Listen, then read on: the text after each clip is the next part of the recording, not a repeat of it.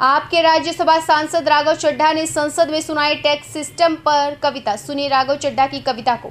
और अंत में अपनी बात खत्म करूंगा मैं एक कविता सुनाकर, थोड़ा सा सर और इंटेलिजेंस चाहूंगा। और इस टैक्स रिजीम के बारे में 4 पंक्तियां लिखी हैं सर, मैं आपके सामने पेश करना चाहूंगा।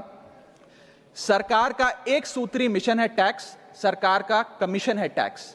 जगने पे टैक्स, सोने पर टैक्स, हंसने पर टैक्स, रोने पे टैक्स, खाने पे टैक्स, पीने पे टैक्स, बच्चों की पढ़ाई पे टैक्स, बुजुर्गों की दवाई पर टैक्स, फसलों की बुआई पे टैक्स, ट्रेन और यात्रा हवाई जहाज पर टैक्स, खरीदने पर टैक्स, बेचने पे टैक्स, फैलने पे टैक्स, समेटने पे टैक्स, सड़क पे टैक्स, आसमान पे टैक्स, गाड़ी पे टैक्स, मकान पे टैक्स, सपनों पर टैक्स, अरमान पे टैक्स, खुशी पर टैक्स, मुस्कान पर टैक्स, दिन रात की गाड़ी कमाई पर टैक्स, किताब पर टैक्स, सियाही पे टैक्स, सब्जी पर टैक्स, मिठाई पे टैक्स।